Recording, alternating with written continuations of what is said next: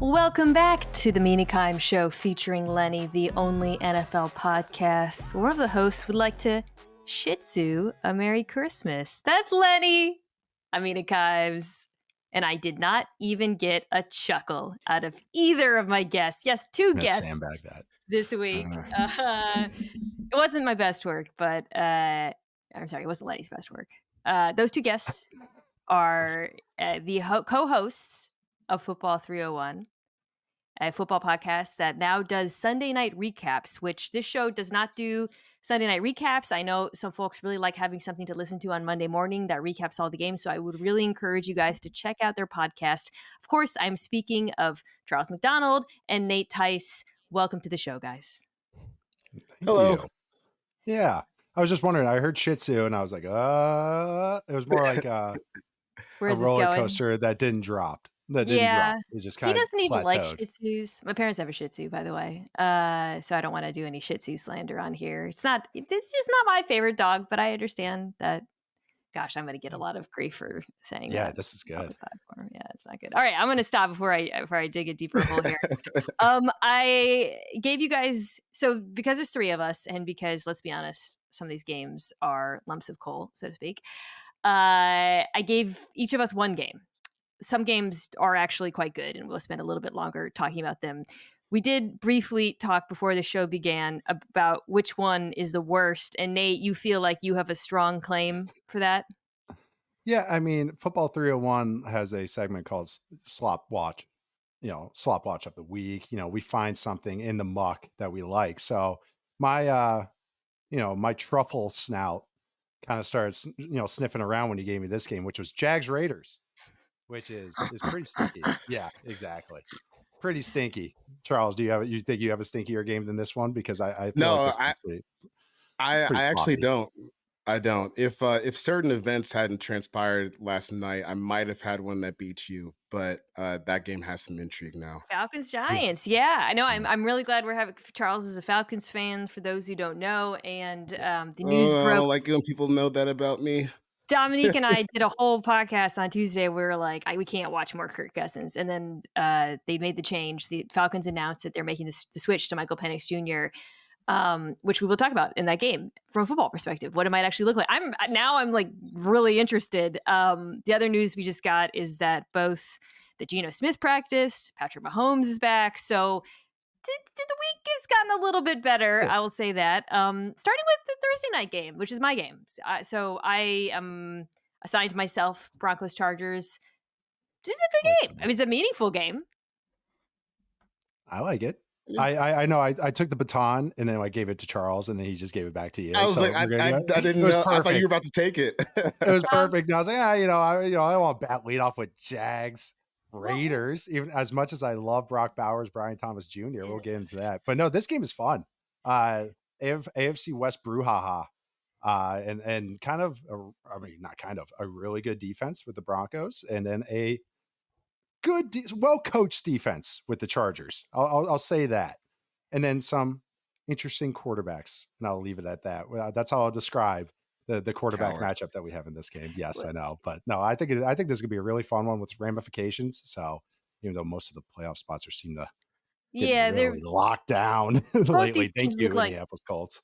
They're going to be in the playoffs. But part of the reason why I find this game interesting, and one of the things I like about this time of year, even as some of the games do end up being irrelevant, it's obviously a rematch. And it's kind of a nice chance to take stock of how these teams have evolved since then, because the Broncos and the Chargers played all the way back in week 6. And it was sort of the turning point for Bo Nix, right? It was after this game, that his stock really started to trend up. The Broncos offense became a lot more efficient. So in thinking through this game, Charles, and like what my key would be, I kind of went back to what happened in that game, what he struggled with, and what he's done well since then, what teams have done well to the Chargers since then. And this was one where, it was sort of similar to the first few weeks of the season where didn't have a lot of success throwing downfield. He had some success scrambling in this. I think this was maybe his biggest day as a scrambler, but they couldn't really run the ball well. Since then, both of those things changed. And that kind of is where I'm focused, especially thinking about what I watched from the Chargers against Tampa last week, where Baker slung it all over that offense. Like, this is a defense that for much of the season was really hanging up there with, the top 5-10 of the NFL. I thought playing above their talent level, but I think you have seen the youth at cornerback get exposed. So my question for Bo Nix is, can you push the ball downfield in this one, but also protect the football? Because he also last week against Indianapolis threw some pretty ugly interceptions trying to push the ball downfield. Yeah, I think this game is really interesting for the Chargers defense because Nate and I talked about it on Football 301 where they kind of coasted early in the season playing a lot of crappy teams on offense, but it's still you can't sneeze at like over the first 9 weeks they were like number one in points per drive, yards per play, EPA, success rate, all that stuff. So you can't really sneeze at that. I think we've seen over the past month or so they've played the Bengals, Ravens, the Chiefs that they're not the best defense in the league. You still see remnants of a team that was the worst defense in football last year and had the number 5 pick in the draft. Like, you still see remnants of that, especially when in the second half of that Bengals game when they just decide, okay, Burrow, Chase, Higgins, we're going. It's our time. They didn't have anything for that. They didn't have anything for Lamar. They didn't have anything for Derrick Henry. But the Broncos don't quite have that, especially if you watch that game against the Colts last week. And I'm sorry if you watched that game outside of those two, the Jonathan Taylor play and the AD Mitchell. Yeah, at least you got the blooper reels to make it somewhat worthwhile. But the Broncos, they won a game where they averaged 3.2 yards per play this weekend. Yeah. It really takes like an unforeseen, stream of events like Jonathan Taylor dropping the ball at the 1 yard line, AD Mitchell, the double pass pick 6 that he threw for you to win a game and score 31 points in that manner. I kind of think the Chargers defense matches up well against them because they don't have like that singular, elite threat that can really just take over a game. So this could be another sloppy game, but I don't think they're going to be averaging 3 yards per play again like they were on Sunday. Yeah, I thought, you got the great point with this, and this also like ties into like how well it's like they're really well coached, but it ties into everything you guys said. It was like they've been playing above their talent level. Is they have a lot of eyes and coverage on players because they match a lot of things and they have a lot of good rules, and that's why quarterbacks can scramble. And actually, it had a prop angle earlier that I actually like Nick's over rushing in this game because of that ability of him to run. And he is a really good athlete. He will look to run if stuff is covered. And I think that's what it's going to look like on a lot of passing downs for them. I think this Chargers defense is like I think that was a great point, Chuck. That is like, I'm worried about blue chip battles, as Charles will always say it, like in a college thing where it's like, but then on the Broncos side, it's like, oh yeah, they're well coached on offense, but who are the blue chippers? Okay, Sutton, maybe with some stuff, but if I'm on the Chargers defense, I know that. So it's a Vele game, and if he steps up, if they throw more stuff over the middle, it's going to be those auxiliary targets, which is, again, I think it's tying into everything you guys are saying, where it's going to be fun test for Bo Nix because now he has to find other answers, whether it's going to be actually working high lows and actually throwing the high on some of those on passing down, staying in the pocket, because that's what the Chargers defense can make him do. But I think he's going to have some answers with his legs. On the flip side, I talked about the Chargers defense laying an egg against Tampa. How are you feeling about this Chargers? I mean, I gotta say that Chargers lost to Tampa. I didn't watch that one in real time because I think it was on the same time as like Eagles, Steelers, and Bills, Lions, right? And when I watched it later, man, that was a real letdown for me on both sides of the football. Like, I didn't feel any degree of conviction that the Chargers were going to win a playoff game this year, and that's not really what it's been about with this team. But I think sort of the vision I had of this team, both sides of the ball, Charles, going into that game, maybe it was tempered a bit. I don't know. I felt a lot less confident both about the defense and about particularly the passing attack after Tampa's. Let me put this in context. Tampa's defense is not good. Their secondary is not good. And the Broncos defense is much better. So do you have any faith in Justin Herbert and his ability to execute on it? Last time they played, he was okay. I mean, they blitzed the hell out of him. Again, that was the Broncos defense was playing like world beaters at that point in the season too. How do you see that side of the ball playing out? It's just the the Chargers, they're just gonna do what they do, which is not run the ball, but try to run the ball for the most part. Yeah. And even like the one area that the Bucks defense has been like kind of okay this year is like if you run the ball against them, running against Vita Vea is still pretty Yeah. damn tough. And Mhm. I think anyone who's paid attention to the Chargers this year knows that like kind of the mantra is they're just going to smash their head into a wall on first and second down and then say, Justin, save us on third down. Justin has great stats on third and long this year. That's not how you want to live. I thought one thing that was interesting when I was tracking their stats early in the season was how many drives they wasted, like how many drives didn't even get a first down. Like at some point, halfway through the season, they're around like 47, 48% of the drives that didn't get a first down, worst rate in the league. So they're putting themselves in the bad situations, but I still see the vision here. You know, I see the vision for this being more successful in the future. They need some offensive line upgrades. They probably just need a little bit more cohesion on that side of the ball in general. But for right now, they just don't have the horses to play how they want to play. And I think it's kind of a testament to Justin Herbert's skill level and what he's been able to do this year, even with some inconsistencies, you know, breaking in Lad McConkey, Quentin Johnston's been better, but still up and down. He's got a lot on his shoulders. And the fact that they're like 9-6, I think speaks to his testament, his skill levels as a quarterback. I lean Broncos in this one. I think this is one of the closer games of the week, and I've gone back and forth a few times. I just can't get that taste of that Chargers game out of my mouth from last week.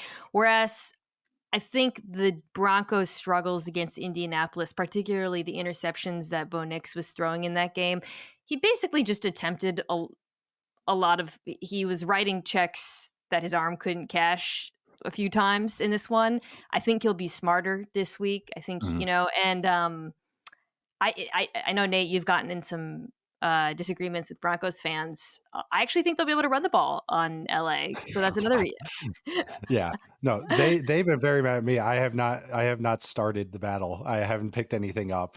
I've been keeping it away from them, Sorry. keeping the shield up. No, it's okay. It's a great point. I thought Gus Bradley and the Colts defense like actually did a really good job in that game and Yeah. actually had some really good game plan stuff. And Nix got fooled a couple times, and that's Auburn Bo Nix that will come out every once in a while.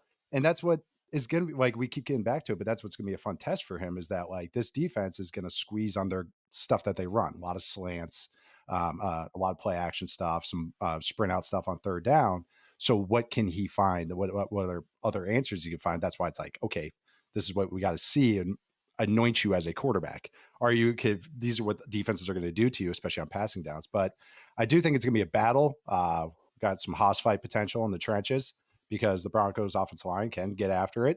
The running back talent has just been so up and down, and they like to kind of just go with the hot hand, but then sometimes that kind of brings limitations Yeah. with that. So, but going against Tier Tart and all the Chargers defensive line, it all depends on their health and everything. But yeah, that could be a fun slight fight. But I'm glad you guys brought up Herbert because you can't not watch it because it's okay. If Surtain's playing, the last time these teams played, Surtain got hurt on the first play, I think. And Yes. then Yeah. you missed that Thursday night game. And again, he almost misses this Thursday night game. Point. But I think he practiced in full, I believe, yesterday. So if he's very game plan dependent, he doesn't line up in the slot a ton. But if he follows Lad McConkey and Riley Moss is back in practice, Moss by the way. back in Limited, practice, but which back. is So huge. monitor huge. Yeah.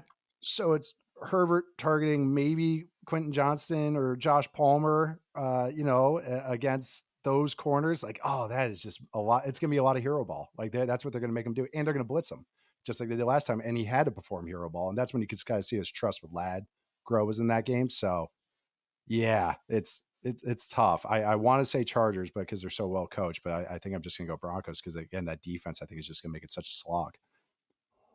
Yeah, I'm also. I think I'm going to take the Broncos here. Just their defense matches up pretty perfectly to what the Chargers trying to do and what they bring on offense.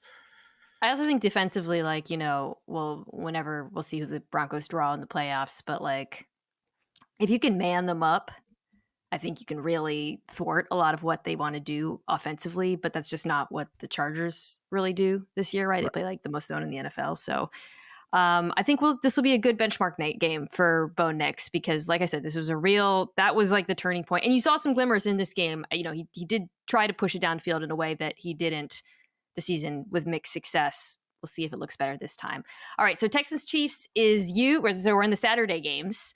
Yeah, that's right. So Mahomes, man, I'm just refusing to address any Mahomes ankles injuries ever until game time. Smart. He practiced. Yeah, I just, he's playing. So, but that does make this one obviously more interesting. Nate, what interests you the most? Oh man, well, Mahomes on passing downs will be interesting because the Texans, their love for man coverage, they've been doing some differences, especially last week. They really last week was they sick. really got after two. Yeah, it was really cool. So, and I think it's a great example of like how the Texans are one of the perfect examples how the 49ers have been recently. Everybody from this kind of defensive tree, Zimmer for years, is how different early downs and late downs are. First and second down and third and fourth down. And like this game is really that because it's a defense for the Texans that will let you run on them, but they won't let you pass on them on early downs. And then on late downs, of course, they're very good against the pass. They have a really good pass rush, but everything that the Chiefs have wanted to do, which is, nickel and dime, be super efficient, the Texans can kind of squeeze it. And I'm very, very interested in that. But the Chiefs and Mahomes are good against man coverage, but a part of that has been his scrambling ability. Yeah. Now he has a high ankle sprain. Yeah. Against man coverage, he's second in scrambling yards against man coverage this season. 9 of his 11 scrambles have gone for a first down. So it's like but if they take that away, okay, now players have to beat man coverage. And then it's like, okay, all right. Well, then we have Hopkins there, but then you have Derek Stingley. And then, all right, so now it's who are the auxiliary targets? Well, Travis Kelce, you would think would be the next answer. The Texas defense has the number 1 success rate against tight end targets. Third in EPA per play against tight end targets. Okay, so let's take that away too. All right, so no scrambling. Derek Stingley on DeAndre Hopkins, and now Travis Kelce will probably get squeezed. It's really a testament to what the Texans do on passing downs. Their pass rush is really good. Now they got Jimmy Ward back in the slot, and that after Petrie got hurt, so it's really fun watching him work in the middle. So really, that's what it is passing downs. How is Mahomes and how are these auxiliary targets? Xavier Worthy, Juju Smith-Schuster, all these guys. Gray, I guess. All these auxiliary targets, how do they get open? Is it a running back target fest? Trying to get them matched up on stuff. Then you also have insert left tackle here against, I don't actually know. Is it Tooney again? Probably, right? Maybe. I don't know. So insert left tackle here in a team that doesn't like the chip help. So that, passing downs are going to be an adventure, and it's going to be some more Mahomes magic against it, but it's a really good Texans defense that's really become the identity of this team. Charles, before I get you, huge L take for me. The week before Miami-Houston, my focus for that game, I was like, are we sure the Texans pass defense is good? Because they've been giving up all these explosives, and they had injuries over the middle of the field, and Petrie was out.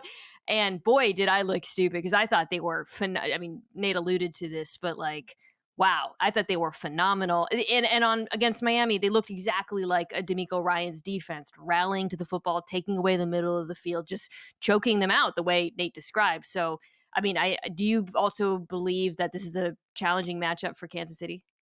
Oh, yeah, definitely. Because it's like we were talking about before, kind of with the Chargers. I don't think it's as extreme with the Chiefs, but to a degree, they also suffer from lack of blue chip players on the outside. Travis Kelce isn't who he used to be. DeAndre Hopkins has been, I think he's been a good addition for this offense. But when you start talking about the level that Derek Stingley's playing at right now, that's still an advantage for Houston. They're still really trying to figure out what they have in the receiving core, what they're trying to do with Xavier Worthy. To me, the Texans secondary in particular, even beyond the defensive line, because we just talked about the left tackle situation, but the secondary, I think, is a pretty strong advantage for Houston in this as well, because they should be able to play man coverage. And then you're just trying to see if, Mahomes is having one of those last stand games where his ankle injury actually makes him faster and more powerful. He's trying to will them to a number 1 seed. But I think that this game is really tough for Kansas City because, like Nate said, they can constrict you. And this Chiefs offense, they don't have too many answers right now. when things get constricted. It really has kind of started to fall apart from where they were earlier in the season, where it was just nickel and dime, 5 yards to play, high success rate, but they started to fall over the past month. I don't think the Texans are the worst possible playoff draw for Kansas City because I do not believe in this Texans offense right now. And we talk about the Chiefs offensive line on the other side, they're just as bad, right? In a different way. But defensively, they actually might be because, I mean, especially with TJ Watt banged up, it's probably the best 4-man rush, right, that they are going to encounter. And that mismatch between the Chiefs tackles and those edges, can't double team both of them.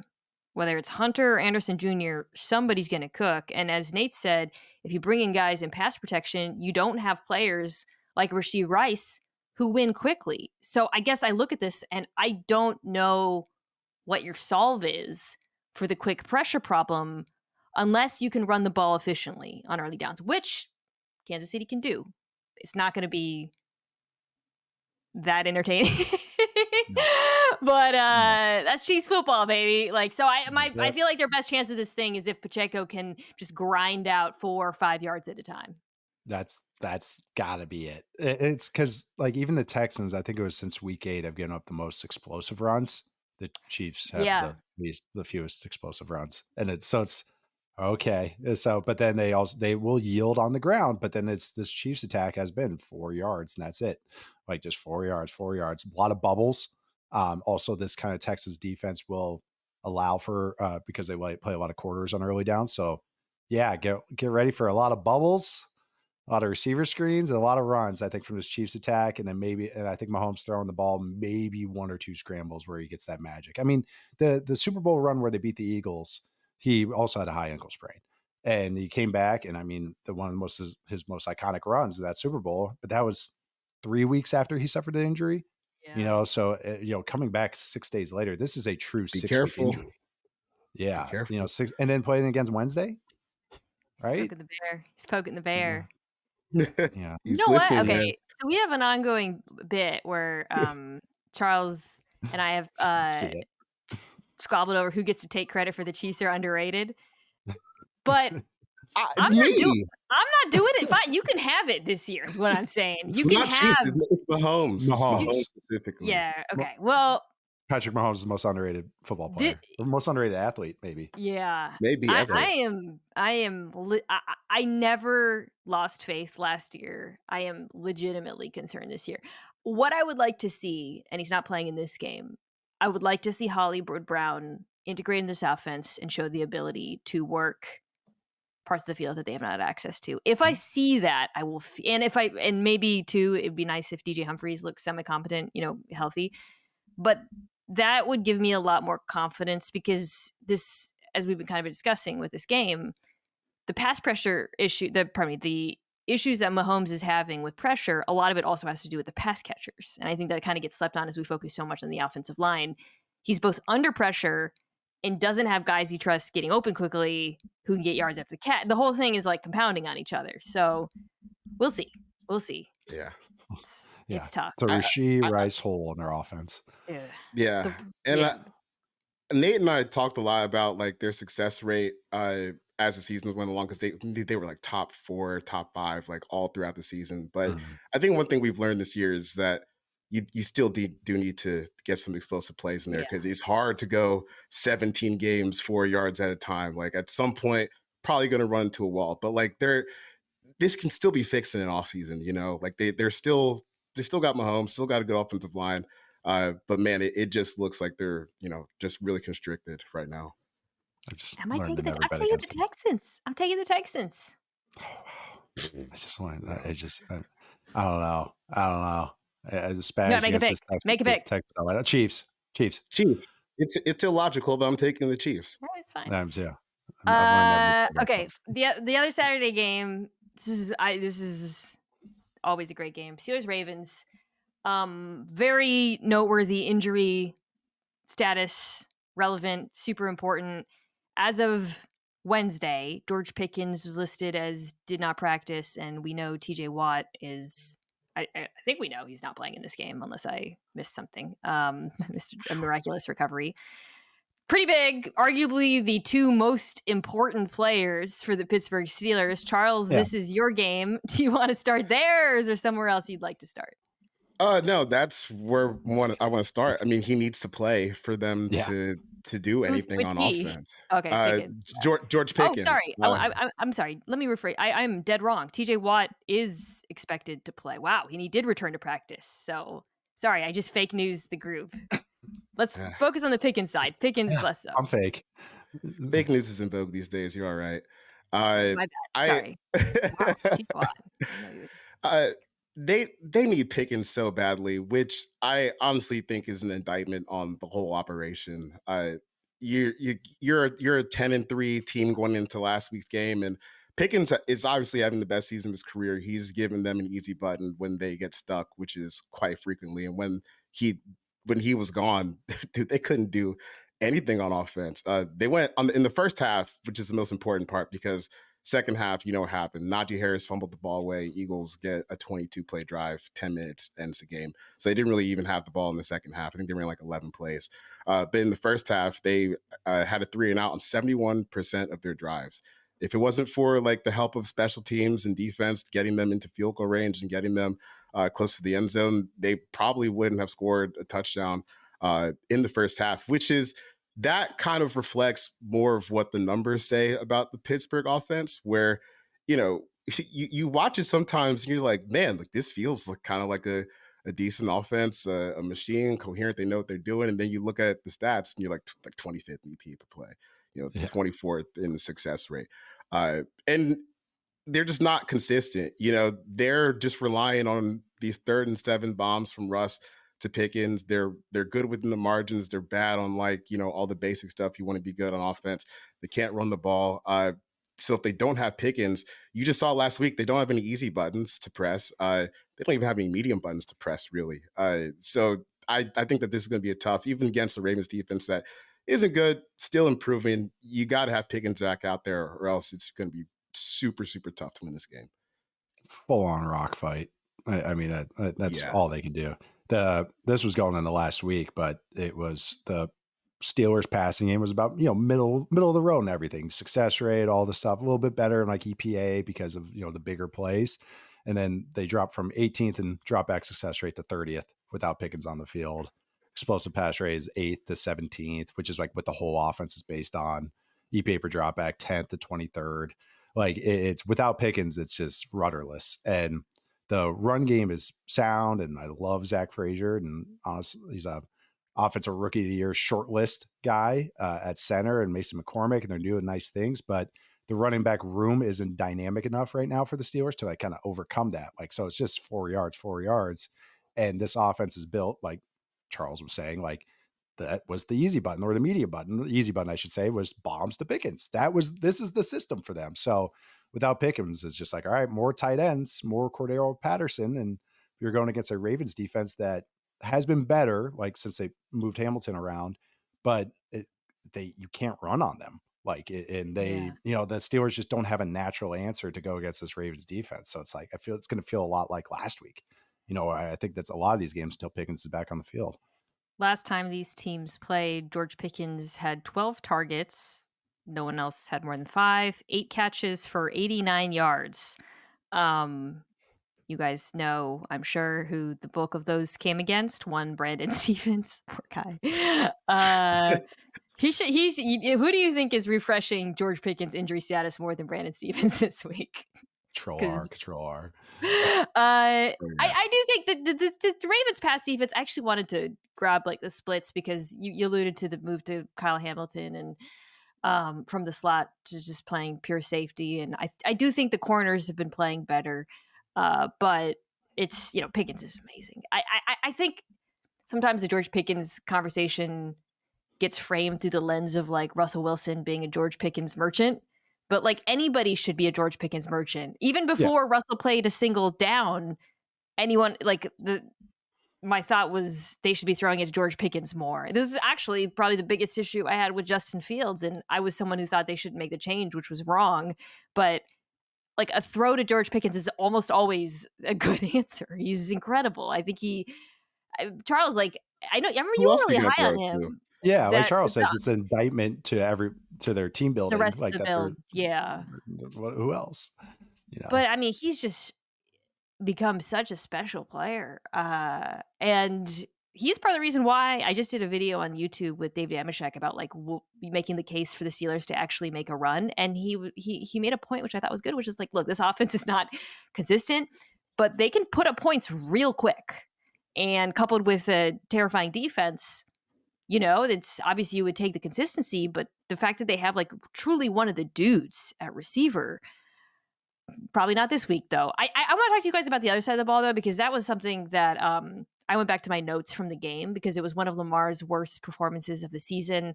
This is a big game for Lamar. It's an island game.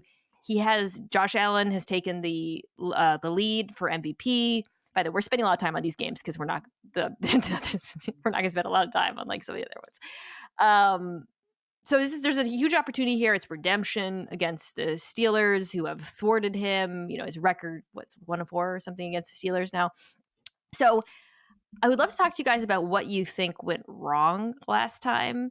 Because I have some thoughts. Going back to my notes, first of all, I thought the Steelers defense was just fantastic in this game. They were so well coached. Their game plan was brilliant. The way that they rush Lamar is so unique. They're so disciplined. The way the role that the linebackers play in containing him. Although I agree with his mom, he should have run more. He should absolutely run more in every big game. But one thing that jumped out to me, and I'd like to hear your thoughts on this, Charles. So I always feel like he goes big play hunting in some of these games. But I went back to look at when, because he was really bad on third down. And I was thinking, but third down, he had a really long distance to go. So in fact, he had 8.5 yards to go on average on third down in this one. So some of that is the Steelers' run defense is very good, and they were able to limit them on the ground to some degree. But another reason why, and this squares with my memory of the game, on second down against the Steelers, he averaged over 11 air yards per target, which compares to a 7-yard average on the season. There's no reason why they need to be hunting explosives on second down against this team. And then you get to third down and they're worried about the edges and guys are staying in and there aren't many guys running routes. And Lamar's didn't it feel like on third down he was constantly like he was just running around back there looking for. So I just feel like the pass game just has to be a lot more efficient and less oriented towards explosives against this defense in particular. Yeah, I think the Ravens need to stick with the run game this week. I think one thing that's interesting about the Steelers defense recently is their success rate against rushing has kind of fallen off. And I think we saw that for sure in the fourth quarter against the Eagles game where they just that was a straight arm. Yeah. The Service Academy drive to close it out. Didn't even score a touchdown, just 10 minutes, 29 seconds straight off the clock.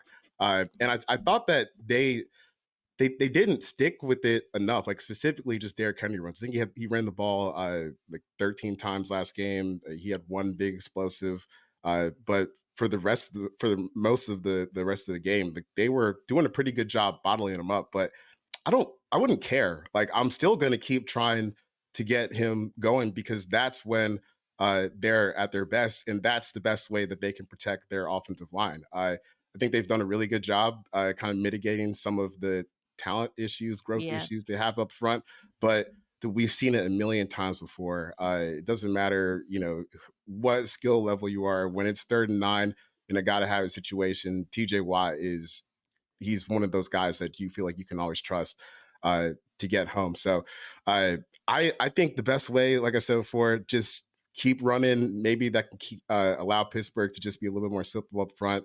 You can get a few better looks for Zay and the other receivers. But Derrick Henry game, got to have it this week. Yeah, I think so too. I mean, it's just going off what you guys are saying. It's just that Tomlin and the Steelers defense have been amazing at containing Lamar and all rushing quarterbacks. Like even against, they carried over when they played best in the league. They carried over again. Excuse me. When they played Jane Daniels and they played Washington. But yeah, first an EPA allowed against scrambles. Like they are the only team that has a positive EPA defensively against scrambles. Like, so they create more negative plays for the offense than they allow, which is just something to be said about what they do. So everything Charles is saying, and also they have one good corner, the Steelers defense, which is Joey Porter Jr. And it's always, against who else? Who is he not guarding or / holding? Yeah. Like that you can go at. So if that's not Zay Flowers, is Rashad Bateman, is Minka Fitzpatrick on the tight ends. Pick a tight end here, either Likely or Andrews. So it's just like that too. Is that it could be another Bateman game, maybe, or did he use up all the good reps last week? So that's another thing too. Is that the auxiliary targets have to step up based on what the Steelers are going to try and do. I feel like, I don't know, I don't want to harp on this hunting big play thing with Lamar, but because this has been the best big play offense in the NFL this year by many metrics. I mean, he's been unbelievable. But I just went back and looked at some of the incompletions, and it just felt like he was forcing it to guys. Sometimes the Steelers had good coverage. Sometimes guys weren't open. There were some misses. Think about Deontay Johnson and the corner near the end zone. And don't have to worry about him now. Yeah, right. But I just feel like Lamar, like there's nothing wrong with checking it down to your feet for 8 yards here and there, right? Or and I do think if they get away from play action too, going off of the run thing in some of these games too.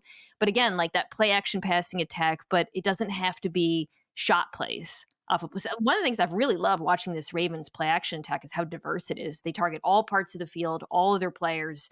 They're so good at working that shallow intermediate area. I would go after these Steelers linebackers, make it a reverse Patrick Queen revenge game or whatever, because I just think like and some of it was because of penalties, which they got to cut down, and that took them out of rushing situations as well in a few cases. But like, they just have to, I guess if I had to put a bow on it, and I think this ties together what we're all talking about, there's nothing wrong with being a little bit more efficient in this one and less explosive. Yeah. I mean, we've seen Lamar have... Yeah, nickel and dime. But I feel like we've seen even in the playoffs sometimes. I think the one game that really comes to mind is his first game against the Titans in 2019 after the MVP season, when he had like the sloppiest 500-yard game. They only scored like 19 points, and he has these moments sometimes when he feels like, okay, that didn't work, but I'm Lamar Jackson. Got to have it. Got to make something happen. And bro, you're good enough to just play in structure and just get down the field. You don't have to have it all in one play, which he's been so good at this year. So this is a trust in your teammates game. I think maybe for Lamar that, again, like we're all saying, I think Justice Hill, I feel like, is another player who could figure big play Justice Hill. I'm taking the Ravens. But, sorry, I didn't mean to interrupt you. Justice Hill. No, I'm taking the Ravens as well. There's no George Pickens. Yeah, I'm taking the Ravens. Taking the Ravens for sure. All right, Lions Bears is me. Rematch from Thanksgiving. So what I find interesting and what I want to see in this game, because God knows I've lost the capacity to find compelling storylines of the Chicago Bears at this point. I want to see if this Lions defense plays as injured as they are, or if we are overreacting a little bit to Josh Allen going Super Saiyan on them. Because I think the truth might be somewhere in the middle. Because coming after that Bills game, I was like, it's over. Like, I was just so nervous because like the injuries are devastating. And I don't want to talk about those with Lions. But I do think we also have to know that they faced a terrifying matchup, even if they were fully healthy, a quarterback at the peak of his powers, an offensive play caller who was like in the zone. Now they go up against the opposite of those things in Chicago. And I think if they can just bring some competence to the table, I'll feel better about the playoff run, right? Because you're not going to face Josh Allen every week. It doesn't mean I'm going to feel better when they face, the Eagles or whoever. The thing I'm very apprehensive about, so I went back to my notes from Thanksgiving, and I thought Williams was very good at the second half until the very, very end with the horrible, we don't have to speak of it. Well, that's why I keep laughing, because I'm just like, that's all I could think of for that game. I know, it's awful. But one thing that happened in that game was the Lions pass rush really got after it, as everyone does against Caleb Williams. He was pressured 41% of the time with a standard rush. They sacked him 5 times. So I went back and watched the 5 sacks. One was an all-out blitz. Second one, Lee McNeil doubled. Second one, Ali McNeil doubled. They run like a little TT stunt. Third, Ali McNeil doubled. Fourth, Ali McNeil doubled. Are you sensing a trend with this Lions pass rush? So little nervous about what this pass rush looks like in a post-Lim McNeil world. Yeah, that's why these injuries feel different, because it's Carlton Davis and Aleem McNeil. And Aleem McNeil was like on an all-pro level this year. And that's the difference between some, no offense to like Aiden Hutchinson or like Alex Anzalone or Malcolm Rodriguez. But, Hutchinson, of course, was playing very well. But McNeil has been a force and a key cog against the run and the pass. And then they play a bunch of man, and then you lose Carlton Davis. And so it's just like, that's why it's just like, okay, but these are needle movers. It's not just it's not just another guy. It's needle movers of your 11 players. So that's why I'm with you where I was like, maybe I'm overreacting, and they've been coached up so well and they play fast, and they play hard. It's just that once you hit the playoffs, it's just such a different story because now you're playing the elite teams who are game planning for it. So that's why I just get like, they might pick at the holes. They pick up just like last week with what the Bills were doing. Oh, this guy just signed off the street, Quan Alexander. Okay, we're going after you. Or this, that's who they attack. And that's what good offenses are going to do. I'm not saying the Bears are that, but just saying that maybe going forward. Are the Bears capable of doing that? Like circling the backups? They just need to run the right routes. Hunting No, them? they're not. Right. It's sad. Charles, let me ask you this. Let me ask you the impossible and put yourself in Aaron Glenn's shoes at this point. Are you changing up what you're doing? Are you blitzing more to compensate? Less? Are you playing less man coverage? Like what can you possibly do to triage this smash unit on defense? Shoot, I mean, I'm crazy. I might be tempted to blitz more. Like, we are going to have negative plays regardless. Like, if we sit back, the Bills, they showed last week, dude, they mashed against the Lions front seven. Like, James Cook looked like Daniel Thompson in some of those plays. So I know even if we, if we just sit back in zone, we're still probably going to give a big play. So we might as well go force it and see if we can make something happen. I know you can make something happen this week against the Bears because it doesn't matter who you have on defense. They're like playing anti-football right now. But I think once you get into the postseason and you start playing, like Nate said, the elite teams, the big boy teams, I think it's better when you're down a few hands, you don't have your other players. Just go force the air.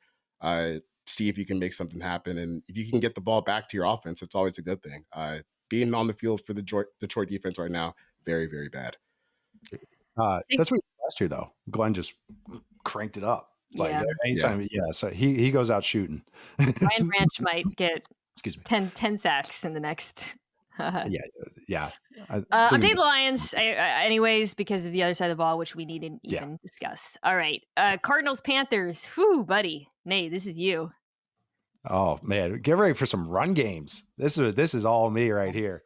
This is. I think the Cardinals will look a little more cohesive in this game for a team that was peaking, hit a little rut, got a little Patriots mouthwash last week.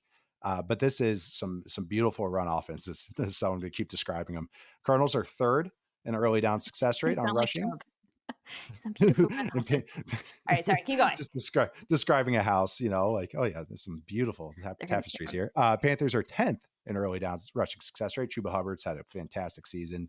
The Panthers run offense has been just fun, just very efficient. Of course, Charles and I hyped him up, and then they just ran to a wall against the Cowboys. Yeah, I know. Hubbard. Let's go. Cuban Missile Crisis. What is terrible? I like that. It's not bad. Yeah, sounds like one of his better nicknames. I think he went 19 carries for 60 yards. Yeah, but the Cardinals, most explosive run offense in the NFL. The Panthers, since the start of the season and since week 8, dead last in rushing success rate allowed, middle of the pack in explosive runs allowed. Might see some fireworks for James Conner. Trey Benson battling an injury, so not sure, but I was hoping that he would pop off in this game as well. So I think there's going to be, the Cardinals are going to have their way. They are going to always try and find ways to run the ball. They have great opening scripts as well. They're fighting for their lives for the playoffs. They have to win out to even have a chance. But going against the Panthers team, if we're going on the flip side, just might as well throw this in here. You got Bryce Young against another blitz happy team, which is fun. Yeah. Which has led to some cool Bryce Young moments. So I'm hoping to see a little bit more of that from him on passing downs. But I think the Cardinals are going to have their way here. Should see some fun run attacks on both sides, though. Anything to add? No, You don't not have to. really. I'm not. I'm really not. I'm I have also on the nothing. Cardinals here for This basically. is I just all got to me. take a run on Carolina. Thank you, Ron. Yeah. Cardinals. James Conner went crazy last week. Okay, Thanks this for is clearing the actually paint interesting. there. Giants Falcons. Oh, by the way, Buda Baker got Oh, paid. Buda Baker's been awesome this year. I Yeah. feel like I haven't talked about great. him. Speaking of blitzers, just completely a missile out there. And yeah, so good Putting for them. out fires. Yeah, Yeah. seriously. Yeah. Okay, Giants Falcons is you, Charles. Safety. So we teased this at the top. Big news. No Kirk Cousins makes this way more interesting. I've talked about why they should make the move. Now that the move is made, let's focus on the future and what this offense might look like with Michael Penix Jr. walking into perhaps the softest possible. Like I thought Raiders game was the one that I earmarked because it was like that stretch, but this is pretty nice. This Giants defense. So, what is your level of like? What are you interested in seeing? What is your level of optimism? Give it all to us. Uh, I, the only thing I feel right now, like for Panics, I don't know. Like, we'll see. I don't really care what happens the rest of the way. I mean, they put him in the middle of a playoff race. Like, they could still get to a home game in the wild card, depending on how things shake out. Pretty crazy timing, but like things have gotten so bad, you have to bench your $100 million quarterback after a win. Like, that's Yeah. where things have gotten, Yeah. and I'm just glad that that's over. I was riding high, man. I was having a good time the first 9 weeks of the season. The 1-4 stretch has not been fun at all. Watching a grown man throw 1 touchdown, 9 interceptions over a 5-course game, post a 9 QBR in a win. It was just getting too much to bear. So I'm glad that that's over, and now I just want to see, can we run a bootleg, please? Like, Yes. just Oh my God. anything. How do you think Zach Anything. Robinson, their offensive coordinator, is going to feel calling his first bootleg with Michael Penix Jr. made? Yeah, Like, I mean, and look, we've keep watched going. Mike play at Washington. He might not want to run it, but you better get out there and go do it, because you ran that 4.5 at the pro day, so we know it's in there. Okay, so We'll see. I'm a Huskies fan. Nate, you watch a ton of Michael Penix Jr. Look, he's not a dual threat quarterback. I don't care what his 40 time was. No, That's not his game. But he has functional mobility. He has working legs. He can turn his back to a defense and hand the ball off, or Correct. pivotally fake it and then turn around and launch a bomb downfield. So at minimum, you could at least run the kind of offense, Nate, that I believe Zach Robinson, coming from the Rams, would like to run, and one that is well suited to the skill players that they have. Yeah, I wish I could see more of Penix in this offense from the preseason, but remember they put him on the shelf. Oh my God. But in Which, the by the way, preseason, in remember? retrospect, just I don't Should have nobody been. I do not Woo, you cannot Absurd. people you cannot gaslight me into justifying anything the Falcons have done before this moment, including that insane decision. Sorry, keep going. Yeah, I know that was Insane. Hey, this is interesting. All right, but I think no, you guys are getting at it. But the limitations that Cousins has is not just the passing game; it's the run game. He's giving away huge run tells, and they have run limitations. Like, they only can do certain things. They have to get in the pistol. They have to get in the gun. They can't do certain things to certain directions because he can't push off the leg. And even Robinson being from the Rams offense, even Stafford, who is a little bit older than Cousins, even he's getting used on bootlegs to move. And that's a big controller of this offense. Like, you need those changeups. Otherwise, people go, okay, another zone. All right, I'm going to start leaning on that fastball and just start hitting you. And that's why kind of feel the offense kind of lose some edge throughout the games, because defenses start tightening and tightening and tightening. So even though this isn't Penix's part, it's just the threat of it, or Penix's strength. This is just the threat of being able to get out to the edge. Maybe that opens up some things for Kyle Pitts, being on the bootlegs and being into the flat and everything. I do think Penix is going to give London some shots at the ball, which I think will be fun and an interesting part of this offense. But I do think maybe we'll get a little bit more action back there. And definitely some grenades are going to be thrown from Michael Penix. I think it'll be at least fun. There's going to be some exciting throws out there. Yeah, I don't really know what to expect, like, from overall offensive production standpoint, but I think one of the funniest things about the Falcons offense, especially as like the losses picked up and during that streak, was they would have games where like their success rate for the game was actually good. Like they would hit like 48%, 50%, sometimes even Vikings higher. game. Yeah. Right. The Chargers game too. Yeah. But their EPA per play, EPA per drive was just tanked because they would be moving the ball, they'd be driving, and then a terrible turnover at the worst possible time happened. And like Nate said, like at some point, you can do this for the first part of the season when everything's new, but the passing game is, Kirk's just going to drop back and fire. Like where he lands on his drop, he's going to be standing there 10 seconds later. It's so easy because all you can do is just drop and just wait for him to throw the ball to you. If Michael Penix Jr. turns the ball over, and he probably will, right? Like he's rookie, he's walking in, he's a gunslinger a little bit. He probably will. It's fine. Like we can look at that and say, oh, he's a rookie. He's feeling his way through this. With Kirk Cousins, like the fact that it was getting worse and that he was turning the ball over was so alarming. Which isn't to say that, you know, it's going to be a win for the Atlanta Falcons, regardless of how this turns out. You want to see the flashes. But at least for the first time, I'm intrigued and interested. And I love the point about what it could do for the run game, because let me tell you, I know, Charles, you know, like, I mean, week after week, Bijan Robinson is doing the most with he's working for every yard back there. And I've actually, that's part of been my growing despondence watching this team, is being like, this man's rookie contract is being wasted. You know, regardless of how you feel about the pick and taking him where they did, he is such a special player. And you'd love to see them at least be able to create the kind of uncertainty you talk to that could potentially give him some room to work with, because I wouldn't be surprised if we see some really fun performances from him moving forward. Yeah. I mean, even under like some of the arm strength stuff with Cousins limits like a screen, because the ball it takes him forever to turn around and then get the ball out of there. God, because they get how many Falcon screens have been blown up this year? Like dude, I feel like the Raiders I game, at least they couldn't get one off. No, he can't even get out far enough. This is what the offensive. These are like the foundations of this offense. It's like is getting to that. So the Giants defense, by the way, worst deep pass defense in the NFL. So isn't like all their DBs hurt too? Like all their corners and just let it rip. Fireworks factory. Okay, should have their way. I'm gonna take the Falcons. F it. Yeah. Also, quietly, the Falcons defense has gotten a little less terrible. Aiden Ellis, he's the blitzer of the year, man. He should be in the Brian Flores defense. Okay, Rams Jets. We can be quick on this, obviously. I think the Rams offense is going to have a ton of, this is me, have a ton of success against the Jets defense. I think the Jets' only chance in this one is, I just wrote, Devontae Adams, Garrett Wilson versus these DBs is a mismatch that should favor New York. Just if Rodgers can get the ball off quickly, when, you know, and this is kind of, I would say, regardless of the Jets, a common theme for the Rams. If you can neutralize that pass rush, you can move the ball on this defense. They have a lot of weaknesses back there. So it just kind of comes down to whether or not Rodgers' quick game, I wrote, those 2.5 and under passes, if he can get those out, I actually think that they can have some success on offense against this team.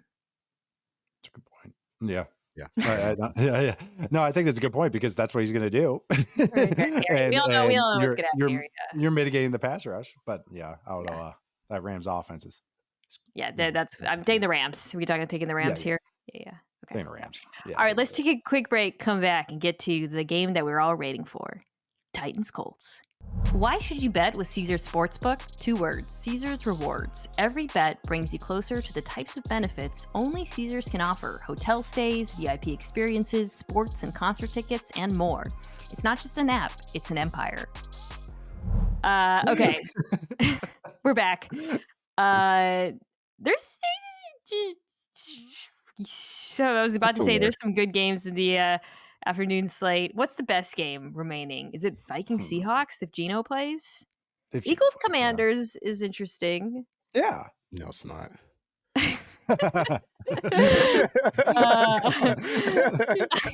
Okay. Titans Colts. There's something interesting for every fan base, though. So yeah. Titans Colts. Nate. This is news. Will Levis. It's over. Benched. Mason Rudolph. playing. You alluded to the Colts performance. I can I just say this because I watched the Colts Broncos game obviously closely last week, and it was gross all around. Honestly, offensively, we talked about Bo Nix having a pretty bad performance in that one, but the Colts' whole team was just gross in that game. Like, you talked about the Taylor drop, just miscues, weird plays. Where we at in Steichen? Yeah, maybe. Yeah, I don't know. He's lost a lot of stock in my brain. It's a tough year. Yeah, it's tough. There's some a lot of detail oriented things with this team that have been very concerning. You always try to look in the. I, for one, would not trust AD Mitchell to lateral it back to my quarterback. That's the thing is like the idea of a gadget pass, fine. Going to the guy that has issues with the playbook, I've been told, what they've said, maybe not the guy to trust in a big situation like brutal. He was the way he looked like grabbed Kirk the ball, Cousins. he spinned it, he looking down at it, takes his time to gather himself, like, bro, what are you doing? Throw the ball. Throw he it. even said, like, he goes, well, I didn't think he would turn into Ed Reed. It was like, well, when you give him 5 Mississippis. I could have picked that. All right, Nate, what do you find interesting in this game? Oh man, I don't know. I just need 4 consistent drives out of Anthony Richardson. It's just give me some more positivity. I think that the whole Colts franchise needs that. Again, I can't believe they lost the game. I mean, they had sloppy special team moments as well on punt.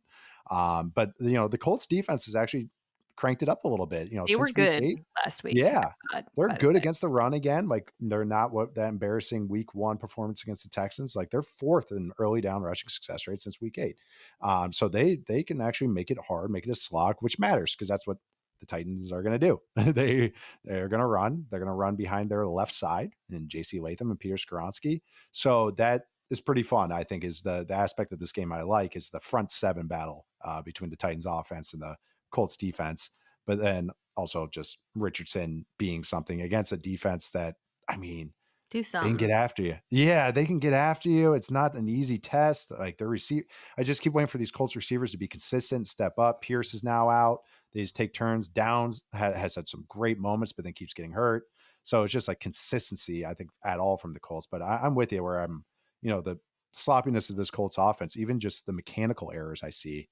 Guys getting lined up, Richardson's handoffs with the running backs, like, just can't keep happening. Like, after the bye week, I thought it would really pick up, and it was still happening last week. It's like, all right, like, we got to see some growth from this team and from this offense. Charles, let me ask you this before we move on. If Anthony Richardson, if it looks these last few weeks like it has this season, the ups, the downs, how you feeling going into next year as a Colts organization? Like, are you hedging? Are you adding competition? Because we're talking about a quarterback who was straight up benched for Joe Flacco at one point this year. I mean, I think you add some competition, but you gotta be realistic and look out there. Like, what are you adding? There's nothing out there, man. It's a wasteland if you don't have Kirk Cousins maybe, but shoot, let me look at how many teams need a quarterback. Matt Ryan in this? Call Matt. Nick Foles. God, they've had some rough years. I still think that it to me it's getting a little hard to defend like so many sub 50% completion games. Yeah, I know. I still don't think he's quite as bad as like his numbers have suggested, but I think you give it one more year because I'd rather just try and grow this than make a trade up for a quarterback or go trade for Kirk Cousins or trade for Aaron Rodgers, something like that. Just try Anthony one more time. I think we all know that this next year is it for him. Mm-hmm. Gotta get the production going or else. But there's no better option that they have. I mean, dude, look at like where the Titans are. Will Levis just had a game where in 15 snaps, he turned the ball over 4 times. Like it can get a lot worse than what you have right now. Yeah. You did the infamous Solomon thread there that you don't want to be out in these streets, but the team on the other side is literally exhibit A for you don't want to be out and you don't want to be out here. So it's a tough situation. I'm taking the Colts. I just think improvement. One thing Gus Bradley's going to do, he's going to call a defense that's not the worst in the NFL. Yeah, he's above the Mendoza line. You Yeah, gotta be for defensive confident. coordinators. What about you Yeah, guys? yeah. Titans, Colts. I'm taking Colts. Yeah. I'm going to take the Titans because Ooh. Mason Rudolph is better than Will Levis. He and is. has He been a is lot better than better Will Levis. when he's played this year. It You looks guys like Okay. it look like a professional offense when Mason's in the game sometimes. It Yeah. looks normal, at least. It I definitely imagine looks more Sam normal. Darnold in that offense. Ooh. Uh, There you go. JJ McCarthy in that Now- offense. Aaron Rodgers in that offense. That's the most likely outcome, right? Aaron Rodgers, Titan. Yeah. God, behind Yeah. that offensive line. Woof, woof. Okay. Browns, Bengals. From the slop to the sty. Charles, this is you. Big news. Dorian Thompson-Robinson is starting for the Cleveland Browns. Boy. The Jameis Winston revival lasted 3 weeks, I guess. 3 weeks of watching him. Carnivals So usually only stay for a month. yeah. This one you can be quick. I somehow missed that Jameis got benched, so this is worthless. I was about to say I am really, really enjoying the desperate Burrow Chase Higgins show where they're just trying to do whatever they can to try and make it to the playoffs in spite of having like a Big 12 defense on the other side of the ball. I think that the desperation is really interesting. I was looking forward to just bombs away because, Jameis stinks, but he's at least going to throw the ball downfield. So I have nothing about this game now. Here's what I'm rooting for. I am rooting for Jamar Chase to win the Triple Crown and Trey Hendrickson to finish the league leading in sacks so that they can become like a piece of NFL history, a team with an offensive and defensive leader that missed the play, and to say nothing of Joe Burrow playing at a MVP level, so that perhaps maybe Mike Brown gets a fraction of the criticism he deserves for what has happened with this team. Because I've ranted about this, but Charles, you used to cover the Jets. Do you not feel if what was happening in Cincinnati was with a team like the Jets, this would be front page news in terms of like the disgrace of this season? Oh, dude, if there was a speck of dirt out of place, we were on it. Like, let alone just malfeasance like this, where you just kind of let the whole roster deteriorate. You got a Hall of Fame quarterback, Hall of Fame receiver in their prime, and you're going 6-8. Like, come on, Mike, wake up, let's go. But he obviously is just not that interested in doing all that. I mean, the fact that Jamar Chase has made it through the whole season without a contract extension is absolutely baffling. I really hope they turn around because this is a fun group. I think it's fun for the league to have them all together. They can afford to sign T. Higgins if they so choose. Yeah. Like, that's certainly on the table for them. But, Mike Brown's going to be Mike Brown. And you see what's happened by letting Jesse Bates walk and letting DJ Reader walk. It's just nasty. Yeah. It's going to be like we were saying, like kind of that fun football I don't know if it's fun is the right word, but that football footnote, like one of those old Chargers teams that would be like first in offense, first in defense, and last in special teams and miss the playoffs. Like, yeah, that's kind of how it feels like. Because it is the offense. You just watch this offense, like, yeah, they're like, what, 12-5, right? Like, they're just scoring 500 points, right? This team's awesome. But it's just, they've turned into the Breeze Saints in the mid-2010s, where it's just Cross like these sport. awesome offense, bad defenses. Yeah. It's like the Angels with 3 Shohei Ohtanis missing the playoffs. That's the dramatic comparison, but it's just insane. Okay.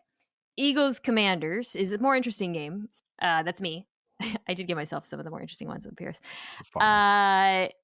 So this is a rematch. This is a big rematch because this is really the game where, just kind of looking back, I know it's kind of the Jane Daniels hype train slowed down a little bit because he had been feasting on relatively lackluster defenses. So you could look at it through that lens, or you could look at it the lens through this was the ascent of the Eagles defense, and what now I believe that they're the best defense in the NFL. Personally, I think both these things are true. Like, the Eagles defense ended up being a lot better than any of us knew, and then the Commanders offense maybe wasn't the juggernaut that we thought it was early in the season. So that's what happened the first time these teams met.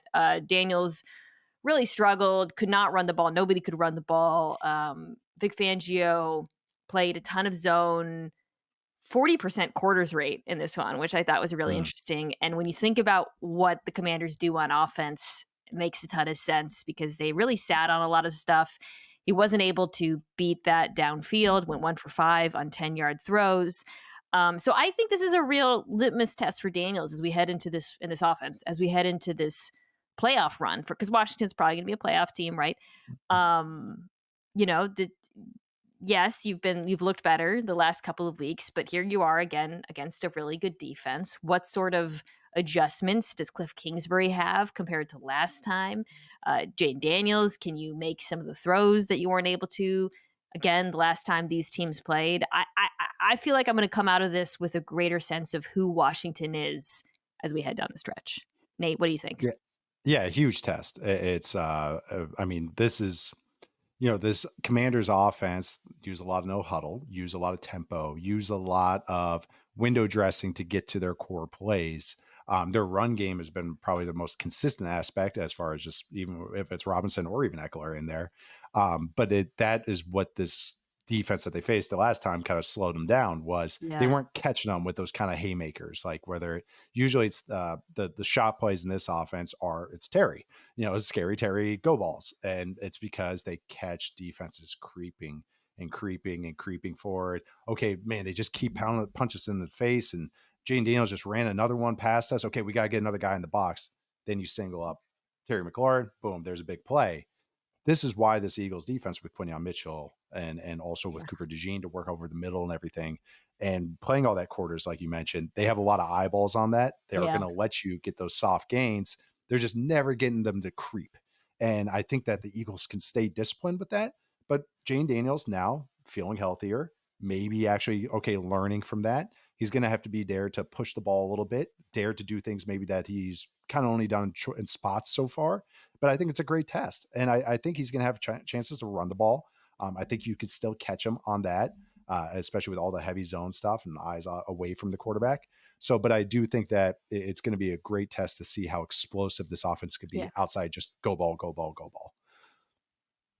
Yeah, I just want to see if Jaden Daniels can just stay up, because that's one thing that has really not fully hampered them, because even when you look at like their split since the first Eagles game, they're still like top 10 offense, top 12 offense in most of their stats, but they're dead last in sack rate over the last 4 games. Just about to look that up. Yeah, he's taking a lot of hits. Taking a lot of hits. And I think that's one thing that's kind of interesting, where he's still escaping and making a lot of plays, but maybe not quite at the same rate that he was earlier in the season as things have gone along. So with Jalen Carter, how he's playing right now, that seems like bad news. That whole Eagles defense is playing out of their mind. I think it's going to be a good matchup, but in the margins, like just getting after Jalen, I think Jaden is where I think they get a victory. And just to go to the Eagles defense again, this was the game for me where I kind of had to take a step back and like really rethink kind of where I was tearing them. And there was a lot of changes. Cooper DeJean becoming a starter, one of them. But I thought, because again, people go back to the headspace. This Washington offense was destroying teams, and they were so good running the football. And what really impressed me this one, other than obviously the Commanders weren't able to do anything downfield, Brian Robinson Jr., again, so efficient running the ball. 14 of his 16 carries were into light boxes against this team, and they held him to under 4 yards per carry. And they were playing almost exclusively nickel. Like this is a Vic Fangio defense executing at the highest level for him, which is that ability to stop the run with just your big fellas up. I mean, Jalen Carter was unbelievable in this game. And we talk about this rematch being a test for Washington, but if they can stop them like that on the ground again, as we head into the playoffs where, they're likely to go against your Green Bays, your Detroit's, these really good rushing teams, that run defense in Philadelphia, we talked a lot about the pass defense, but oh my gosh, they've been really, compare that to last year. My goodness. Right. Is now the spine's a strength, reinforced spine. Yeah, The backers, I the mean, way Nakobe Dean, flies at. I mean, sorry, it's just crazy. and both of the linebackers too, and I mean, Right. and then Bond too. But and Bond's a good blitzer and all the stuff that they like to do because I mean, he was an edge rusher. That's what's so crazy. He was a Wisconsin Badger, and I'm like, I didn't know he had this in him. I thought he was just gonna be a designated pass rusher type.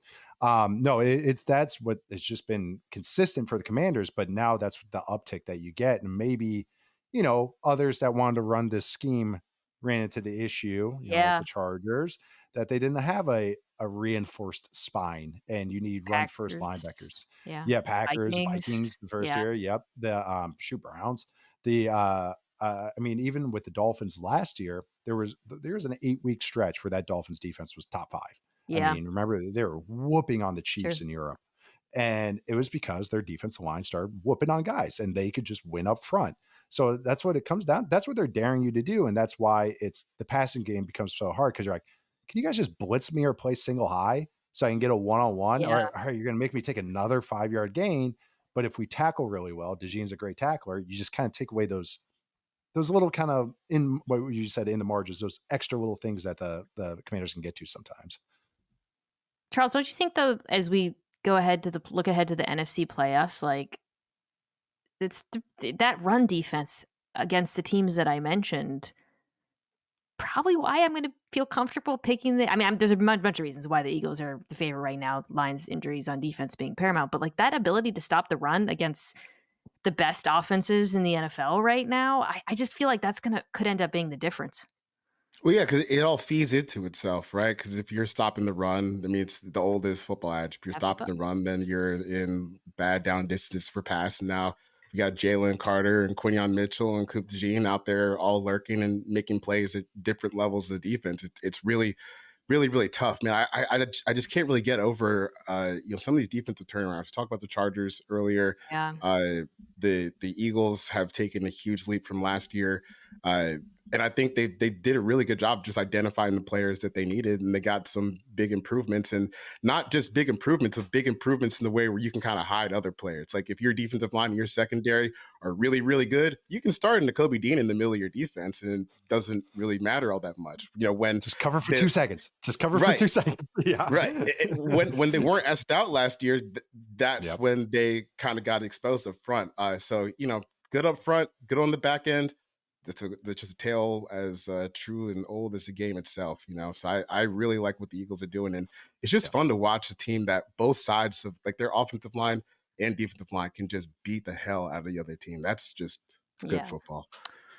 Right. Charles has loved that 20-play drive at the end of the game. Oh, he's been thinking about it for 72 hours now. Dude, when they came out for the knee, I was like post-coital. That was just amazing. You really, I mean, you remember the game who was it against the Lions? Was it the Rams game? No, it was somebody was playing the Lions and they gave him the ball back with like 4 minutes or 5 minutes left. Rams Lions game, like week 1 Packers, or whatever. No, it was Lions Packers. Oh. The Packers. You remember the Packers gave him the ball back, and I was like, it's over. Right. I mean, there's just certain offenses in the NFL right now where if you give less than 6 minutes, it's probably over, And by the way, you got to coach like that accordingly. Mike Tomlin punting there was, I thought, huge mental error. Okay. Viking. I assume are we all taking the Eagles? It sounds like Eagles. Yeah. Still in fight for the 1 seed. It's just the Commanders' defense is improved, but just going against the Eagles offense. We all find the other side of the ball more interesting, because very interesting. Okay, Nate, Vikings Seahawks is you. So it does sound like Geno Smith is playing. Yes, which takes away some Sam Howell bits, but this is you got a hobbled Geno Smith going without his now a starting center, now going on their 3rd-tier center, who's an undrafted free agent. Because Olu Oluwatimi seems to be hurt. And then a rookie 6th-rounder at right guard who has played well, then kind of hit a Laumea. He hit a rough one last week. He had a tough one last week and had been playing well, though. Don't get me wrong. But so you have those two going against a Brian Flores defense with, so the ways to beat a Brian Flores defense or this Vikings defense, this iteration of it, got to run it. You got to have a quarterback that can hang in the pocket, and you got to have sound protection. The Seahawks have one of those things, and that's a quarterback that can hang in the pocket. But now he's hurt a little bit, which was going to hurt some of his pocket movement. I'm envisioning a lot of screens. And then I'm envisioning a lot of boom bust in this game between the Seahawks run game and the Vikings defense, because my eyes just go on this side because I just think it's fascinating how they're going to mitigate this one. How is Geno Smith going to overcome this one? Because this is just going to be this good offensive lines. This defense gives issues to sound schemes. This offense gives issues to, and now you got the grub bag Seahawks offense that you don't know what you're going to get, especially from the offensive line. That just as you begin to trust them, they kind of hit a wall last week. So going against this is going to be messy. I'm glad. Look, this is Seahawks. They have to win, right? Because if they lose and they need the Rams to lose to even have a chance, the Rams, we alluded to, are playing the Jets. I think the Cardinals next week, if I remember correctly. So this is probably must win. I don't think they're going to win. I'm picking the Vikings. I'm glad as a Seahawks fan that Geno Smith is playing because it gives them a chance. But a sick, dark part of my soul wanted Sam Howell to play so that the Geno haters could see once and for all the hell that he has been in and how much he does to mitigate. And I'm not saying Geno's perfect. The red zone interception is boneheaded, and there's been some of those all year, and that's a huge problem. But you saw a glimpse of Charles of what this offense looks like. Oh, and by the way, John Schneider trading a third rounder for a quarterback who took the most sacks in the NFL last year behind this offensive line. Big lack of self-scouting and organizational awareness. I'm sorry. The whole thing makes me so upset. Yeah, I mean, this had just reminded me before the season, people were like, "Oh, maybe Sam Howell could push Geno." I'm like, "Push him what? Like, where? Is he in a wheelchair somewhere? Like, what happened here? Yeah, is he hurt? Is he pushing him like for his own health? Like that's a ridiculous thing to think." And you saw it. Like, you saw it even in this game on Sunday. Like when he came in, it was over, and they had no shot to do anything. And dude, and the Howell hype is even crazier because this guy got benched before he was traded out of Washington. Because I remember the Rams game, the Rams Commanders game at the end of last season was so bad that Ron Rivera backpedaled and put Jacoby Brissett back in the game. Like, what are we talking about? This guy is the future of what? Nothing. Not as a starting quarterback. So I think it would have been actually hilarious to see, because Brian Flores is watching the Seahawks film and looking at the protections, go, oh my God, where's my bib? Like we are feasting. To have Sam Howell behind that could have gone into legendary pressure ratio, sacks rate, type of game. We were getting perfect storm. On the flip side, I did write Mike McDonald, can you create similar chaos for Sam Darnold up front? Because I talked about this on Monday. Sam Darnold did not play particularly well on Monday night. I talked about it on Tuesday rather. And, he's had his ups and downs this year, and obviously it tends to be associated with pressure, and that was against a bad defense. I still think that the Seahawks defense, I know that the Packers were able to run the ball on them predictably, but I still think they can get after the quarterback. So I think if you can get a bad Darnold game with some turnovers, you can at least give your offense a chance with field position. I feel like there's a lot of onus on Mike McDonald to try to get the worst Sam Darnold. And yeah, the Vikings pass protection stuff is good as far as rules, but they would lose matchups because I don't think their interior is very good. And now they are on Cam Robinson. The Seahawks are the strongest. Pretty good, yeah. And Brian O'Neill's got banged up on Sunday, so or Monday. But again, so I'm writing about it right now. They have the second highest pressure rate allowed at the center position, the second highest one-on-one pressure rate allowed at the right guard position, sixth highest pressure rate allowed at the left guard position, going against a Seahawks defense that has some dudes. So yeah, I think I'm with you there that maybe some bad dice roll Darnold moments is the way to kind of make this a closer ball game. Vikings all around. Yeah. Okay, Pats, Bills, Charles, woof woof. This is yours. I choose to look at this game. It's kind of like watching a Pokemon evolve. Like Josh Allen could be the final form of where Drake May is right now. I mean, they're kind of doing similar things to different scales. Obviously, where Drake May, he's kind of putting on a Herculean performance of his own for the Patriots offense. And they have been like the fact that they're even functional, not just functional, but since he took over as starting quarterback, the 13th in dropback success rate. And you start looking at some of the players that they have around him. I mean, they were so bad that people were like, you can't even put him on the field this year.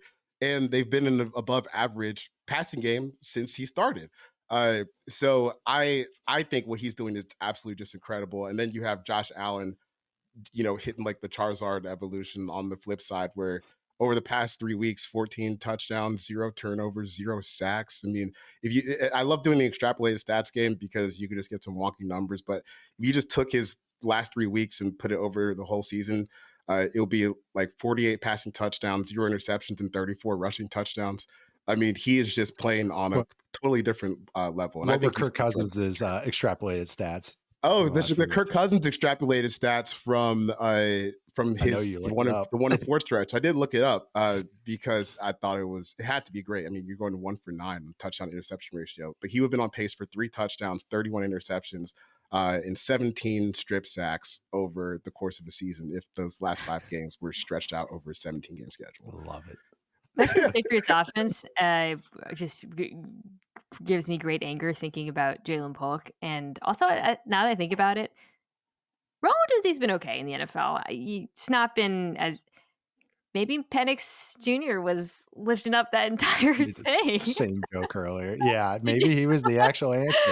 Was he Ryan Grubb? I know. Maybe they were all beneficiaries of Penix Jr.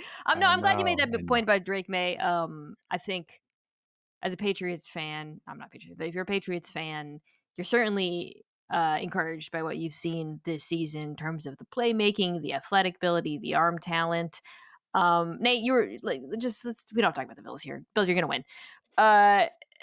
You're awesome. Yeah, right. Josh Allen's gonna go crazy in this game. You're gonna be able to run the ball for 1,000,000 yards on this defense. Oh my God, did you see what James Conner did to them? Okay, that's conclusive my Bills analysis. But Nate, as the world's most eminent, outside I guess Bill Simmons, Drake May enthusiast, what is your number one wish list for May this offseason? Obviously, number one wide receiver. Everyone knows that. But outside of that, like, what would you like to see them add to his surroundings? Oh my God! Like every piece possible. Okay, first and foremost, I would say in this draft, I'd rather them go with a guy like Will Campbell from LSU. That is he a tackle? Is he a guard? Doesn't matter. Get him on my team. Not left tackle. Sorry. Yeah, I think he's a tackle, and I really do think. I don't care about the arm length. I actually think he's fine arm length because he doesn't lose that way. I also just think he's a leader type and a guy you build around. Like he's very smart. He's kind of just way more athletic than he gets credit for. But like a guy, I think that is where you build. You get a literal building block. I know we want to chase more receivers and everything, but just even when like the scheme is actually okay and guys are getting open, like there's times where May is just having to move off this launch point where he got sacked in less than 2 seconds on one snap last time against the Cardinals, who are been better but not the most overwhelming pass rush. So I'm always just going to go line first. And also receiver wise, I do like Tet McMillan from Arizona, and I think a big ball winner would be great with May because he's going to give guys chances. But I'd rather them sniff around some vets.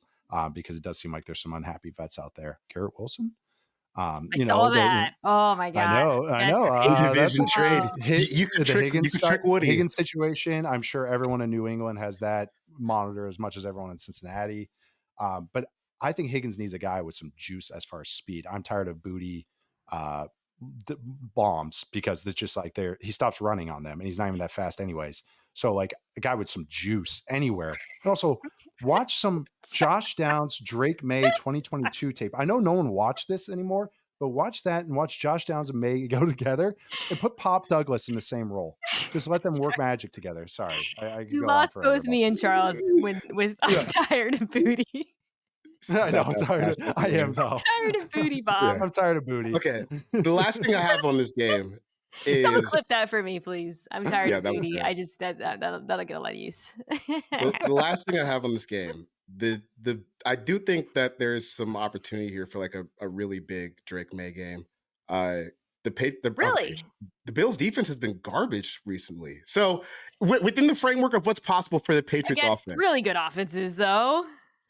Well, yeah, but they also played like the hampered 49ers in the snow. I mean, they're like 30th, though. Quietly in that game, Christian McCaffrey was running all over them, and then he got hurt and went out. Yeah. And then it was forgotten and lost to the sands of time. But you can absolutely run this team. Not if you're the New England Patriots, probably. No. But a good team. But that's why you think there's going to be some May magic. Is that? Yeah, but some May magic. Some May magic. I mean, there's a reason why the Josh Allen streak is so impressive, because they've needed every 40, 80 something of those points that they've scored the past few weeks. Right. Even the Lions game came down to onside kick at the end. Did the Patriots have a fullback on the roster? I forget. It's escaping me. I don't think they do anymore. They used to always have one. Okay, well, I want Drake May to do something like throw it 70 yards down. I want him to have like an old Josh Allen, young Josh Allen moment. Oh, the Patrick DeMarco 50 yards down the field. Yeah. Okay, we can move on. I assume we're all taking the Bills. Niners Dolphins is me. Both teams still clinging to their playoff hopes. By the way, I just pulled up while Nate was talking about Booty. Nick Bosa, just to check like what the latest was with him. And the first headline that came up was one of those Sports Illustrated fan sites. Headline: Nick Bosa, Deebo Samuel aren't fit to be 49ers captains. He's okay. Limited Wednesday. So here's what I wrote for this. Yeah, I got nothing on that. Right. So the DeMeco Ryans Texans performance against the Dolphins, it felt a lot like the Niners game against the Dolphins from a couple years ago. Oh, yeah. Right? When they were really put in terms of like taking away the middle of the field, forcing Tua to throw the ball outside, the safeties being all over their stuff over the middle of the field. And I guess my question is, can San Francisco still execute upon any of that? Can they do that? I don't think so, especially if Nick Bosa doesn't play. But you still got Fred Warner. You still have some decent players in the secondary. So I think that's my question is, can you take away the middle of the field in the same way that you did in the past and that we just saw Houston do? Well, you don't have Devondre Campbell. So that you don't have that. How could Dre Greenlaw? Sorry, let's give a little silver lining for? Well, I guess he's a free agent. I know, right? He looked awesome. He did, and did he get a different Achilles from like Kirk and Aaron Rodgers? Because he was flying around. I know that's we didn't have a lot of data points about 35 and older athletes tearing an Achilles, other than like Kobe Bryant. And if you ever looked at Kobe Bryant's stats, So and then we went Kirk Cousins and Aaron Rodgers would be okay. Yeah, it's more data points are always helpful. But I guess Dre Greenlaw's okay on a pitch count, and yep, that helps. I mean, even having a Hufanga back, has been interesting. He looks more like 90%, but still back there. Him and Mustafa, when Mustafa's healthy, is so fun. They got a fun little headhunting duo back there. I think they can squeeze it a little bit. I think they can. Like I maybe not to the extent of, because they were on full force a couple of years ago, and now this is kind of the shell of that. But I do think they can, because they still have Fred Warner. They now have Greenlaw back there, and Hufanga helps a little bit over the spine. Yeah, I don't think that they'll be quite as dominant as the Texans were last week, because I think the Texans personnel is just so perfectly suited to just crush. Yeah, perfect game plan too. But Tua has these games where it's like he's running the plays as if the defense isn't out there, and he's just kind of just going through the motions throwing and his spots, throwing the spot, and that's where like someone like Fred can be huge, because he's going to be all over that stuff. And if Tua's having one of those games where he's not quite dialed in like he needs to, Fred's probably going to get him for one. Even if I don't think either of these teams are going to make the playoffs, but you got a quarterback in Brock Purdy who you're waiting to see if you want to pay him. You got a quarterback in Tua who you already paid. I feel like these games matter a lot. This game, like a game like this, for how these teams feel moving forward. And I actually I struggled to pick this one a lot. I ended up leaning Dolphins because of all the Niners injuries. Williams is still out, but I don't know. I don't have a good feel for this one. Where'd you guys go? I went Dolphins. But also I agree that I think both teams are going to be firing, because I think there's some unhappy fans with both head coaches right now, which blows my mind, but there are. Yeah, I think I'm going to take the Dolphins too, just for health reasons. That's it. Yeah. No Trent Williams. Jags Raiders, Nate, if you go longer than 55 seconds, I will shut you down. All right. Rookies, get ready for some rookies because O'Connell looks like he's back. Apparently, the conquering hero returns at the quarterback position for the Raiders, going against Mac Jones. Mac Jones after a night in Vegas. We'll see. So we got Brock Bowers making a case or continuing his case for Offensive Rookie of the Year. Brian, what's that? No, that got me thinking. Is BTJ or Brock Bowers? Well, and then it's I know. Yeah, then you got Brian Thomas Jr. That's the other thing. The Brian Thomas Jr. has surprised a lot of us. I think a lot of us were high on him, but thought maybe he would take some time, and he's just been a good player already. Yeah. Literally the fastest full-time receiver in the NFL, which at 6'3", 209 pounds, he has the second fastest ball carrier speed this season.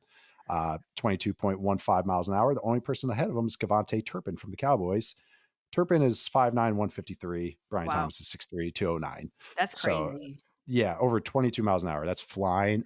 Jackson Powers Johnson, the center guard / enforcer / premature snapper sloth from Goonies character that is playing for the Raiders as most Raider center ever. But he's fun. He's brought a little edge to the interior there. They still suck running the ball, but at least he's a player that looks like a keeper. Also, want to give up one last shout out. Am I at 55 seconds? Jonah Lalu, the nose tackle or defensive tackle. He got after it last week. That guy. They picked him up off the waiver wire. He was a late camp cut rookie, 7th rounder from the Colts, and he has looked like a keeper. Yeah, so I wanted to give him a shout out. But yeah, rookies. Patrick, sorry. Really quick, Brian Thomas Jr. Because I feel like I never talk about the Jags. Charles, I just can't not believe, but like I am so impressed by how complete he looks. Nate alluded to this. I guess my thought coming out of I was like, he's obviously he's big and fast, so he should go in the first round. Nobody had any problems with this. But I kind of just thought, well, it might take a second because his route tree isn't that complex at LSU, and how much can you really count on him to be like a true number one receiver? And like he's arguably been the best receiver in this entire in what was touted as one of the best receiving classes in recent memory. I mean, if you were to, let's be a little saucy here, if you were to redraft receivers, would you take him first overall? Is that crazy? I would still consider it. I'd consider it.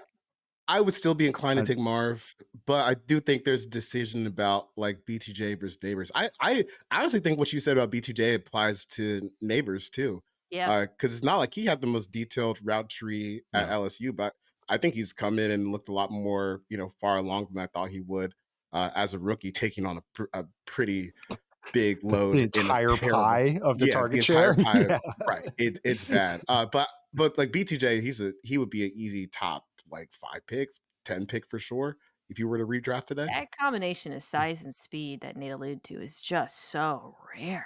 I mean, so rare. Now I feel dumb for not, like seeing the vision, I guess, a little bit more clearly. I just didn't think he'd be able to be down to down efficient. I thought he could make an impact. Right? Yeah. And so reliable. Yeah, it's funny. It's just like he gets it done. And that's what's interesting about him is that you don't see a lot of 6'3" guys be able to bend and move that way. So that's what's cool of like, all right, now if he just continues the path, even right now at this baseline, this is very interesting. Okay, we got a deep threat that can do a little bit more. But now if we can just add layers, that's exceptional. I will say that I'll give me and Charles some credit. We our first mock draft we did last year, we had BTJ in the top 10. Ooh. Going to the Falcons, by the way. Yeah, the final one. It was the final one. We have number 8. People ripped us for it. So I do want, and we had offensive guys going all top 12, and everyone goes, that's not going to happen. You went top 14. Yeah, so I do want to give a little shout out there. But yeah, I would take BTJ over Ndunze, and I love Ndunze in this draft. What'd you say? So I'd be so mad if they had BTJ right now. Can you imagine Kirk? Like you guys suffer through 3 more Kirk games, you can't even get the damn ball to him. Oh BTJ, my God. Mac Jones is throwing him the ball like. I know, but this is dark stuff going on over there in Atlanta. If Aiden O'Connell and Kirk got in a foot race, who would win? Oh, Aiden O'Connell. Have you ever seen Aiden O'Connell run? Yeah, I have. He has some scrambles now. He's in there. All right, Bucks Cowboys, Charles. I am only here to see Baker versus Micah Parsons, just the chaos that ensues. Because That'd be funny. since we've talked, me and Dave talked about it a bunch, since Micah Parsons has gotten back, the Cowboys pass rush is absolutely cracked. They have a sack rate of 10.5%, by far first in the league. Their first in pressure rate. If you just watch Micah play, he like clearly is not dealing well with the idea that they stink and are not playoff I know. relevant, because I love he it. is. I love it too. Like It's that after sweet. the Simpsons game when he was on the sideline freaking out, I was like, give me all. If I'm a Cowboys fan, give me all of this. Sorry, keep Dude, going. he is trying to kill people every time that they're out there. And I clipped up something from the Bengals game a couple of weeks ago, where him and Burrow, they were just going back and forth, and it was just ridiculous that Parsons had beat his man so many times that he could impact Burrow, where they're like shaking each other down one on one in the open Yeah, you field. had a minute and a half cut up of it. Yeah. Yeah. That was just Bart Simpson talking to him, so I couldn't really see what was going on my end. I did see Trevon Diggs staring down Lisa Simpson at one point, so I got a sense of the chippiness there. But this is the stuff you miss out on. Yeah, and now it's Baker, who is just prone to doing anything when he gets notoriously chill human. Yeah, I don't know what's going to happen. Freedom. And that's why you should watch, because you don't know what the hell's going to happen when Micah Parsons ends up in the backfield versus Baker Mayfield. Where would you guys, just not what you think it is, but where do you rank the Bucs offense in your head on a scale of 1 through 32? 1 being the best. I mean, it's got like 6 top 10. So they are 6th in DVOA, both run and pass. They're like ultra balance. 6th in EPA per play, 6th in yards per play, 6th in downset conversion rate. So you nailed it. They're 6th in everything. I don't feel like they're thought of in that. And I mentioned all those stats because like DVOA accounts for opponent, EPA, we're talking about explosives. They're just really good. And the fact that they've done all this without Chris Godwin, I just think the offensive line, the way that they're playing, I mean, that's just watching them against the Chargers. I was like, oh my God, they are dominating. That's my front. favorite watch of this week was watching that offensive line. We have always known this about Baker Mayfield. When he's kept clean, he's got a great arm. So like, yeah, there's no reason why they can't move. I mean, I know they're playing the Cowboys this week, but like as it seems likely that they're going to win the division, given the opponents left. If they win this game, not an easy out. Offensively, defensively is another story. But it's like a top 5-ish offense versus a top 5-ish defense in this game, which I don't think it's kind of getting hyped up that way. The Bucs offensive line with Graham Barton and Cody Mock playing so much better, and Luke Gedeke looks legitimately good. Like Gedeke is good, outright good. I know. And Wirfs, of course, is one of the best players, non-quarterbacks in the league. Some of the plays he made in this game, oh my God. Yeah, and so it's a legitimate, and this is why the runs well. Their screens are really good.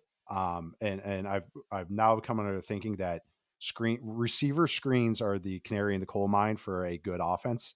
Like how good you are at receiver screens. And I got to give Liam Cohen credit. No matter who's been hurt, they find new ways. It was Cade Otton was the leading receiver for a while there. Like, so yeah, no, it's a legitimately good offense, and Liam Cohen's deserved his flowers this year. If you're deciding, if you're the Jags or the Bears or whatever, and so we'll put Ben Johnson in his own tier at this point. But if you're deciding between like Liam Cohen and I think Joe Brady's great, but like Joe Brady has Josh Allen. Yeah. What Liam Cohen like what Liam Cohen's done, especially comparing it to what you saw. It's funny because I think Canales has been okay, but like what they've done with the run game, the players matter. Irving matters. The offensive line changes matter. But like Charles, like this offense is like legitimately fun to watch right now, which I did not think I was going to be saying at this point, especially after Godwin and Evans went down. Yeah, I think that shift is just incredible from them, where you were running this whole thing through Chris Godwin. Obviously, we know Mike Evans can do. They go down and they're like, well, okay, that's fine. We can run the ball. We have a really, really good offensive line. Looks like they hit on like both of their rookie, dart throws at running back with Bucky Irvin, and even good Sean Tucker has had some nice games this season. And I think like the ability to just switch on the fly like that was really, really impressive. Because there are some of these games where Baker's got like 2 A dot, 3 A dot, but they're Yeah. still moving the ball. And I think that even that is impressive given how hard it is when you're not trying to stretch the field like that.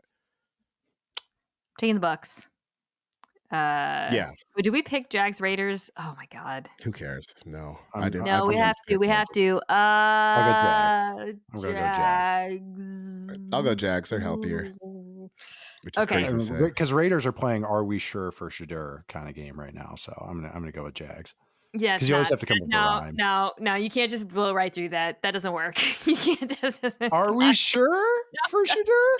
No, that's awful. You just try to casually drop that in. No. Although I've done some really bad tanking slogans over the years. I'm not going to revisit any of them. Okay. They're Lenny jokes, though. That's how you can. I know. Once I tweeted, I think I was watching Justin Herbert at Oregon, and I was like, "Who's busted for Justin?" I didn't even hear it. What the hell did you just say? I don't know. I didn't even get it I out. tweeted, "Who's busting for Justin?" Who's busted for Justin? Immediately, like, And that is minute 100 of this podcast. The brutalist. That's what we're Saints at right now. Packers.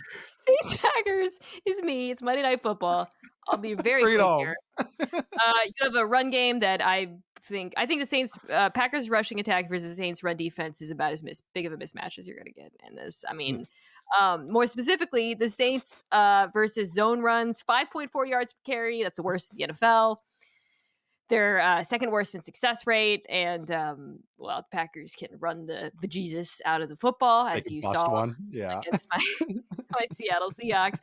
At least the Saints, you saw a little bit of life with Spencer Rattler after the Jake Haener experience, but I'm going with Green Bay in this one at home to have a pretty dominant day at the office. Yeah, I am too. Yeah. I love the Packers offense, and then the defense I'm figuring out, but they're better. They're better. They're improving. They're good. Hard to beat the Packers when you don't tackle. So Yeah, right. It's like yeah, I know. Josh Jacobs might get 25 touches. Yeah. Yeah, he's going to go absolutely crazy in this one against that Saints defense. All right, that'll do it for this week. As a reminder, you guys should check out Football 301. Again, Sunday nights. I know Monday mornings, a lot of people want recaps of all the games. Highly encourage you guys to check that out. It hits right on Monday morning, I presume.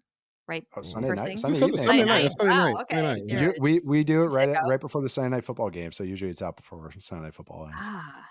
Wow. So Yeah. they won't get to hear Bucks Cowboys or No. Nope.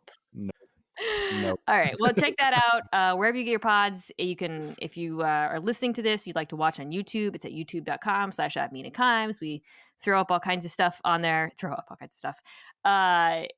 Doing a series right now where I'm asking folks to come on and make a case for their team to win the Super Bowl. Started out with a bang, Dave Damashek on the Steelers after the loss to the Eagles. You know, you gotta make it difficult on people. But I thought he made some interesting points. I talked about the explosive plays earlier. So youtube.com/@MinaKimes. Thank you, as always, to the folks at Omaha Productions who helped make this show. Kirsten Sebecki, Anthony Jimenez, Owen Saylor, Jack Foster, Tucker Tashjian, and otherwise, I will see you guys next week.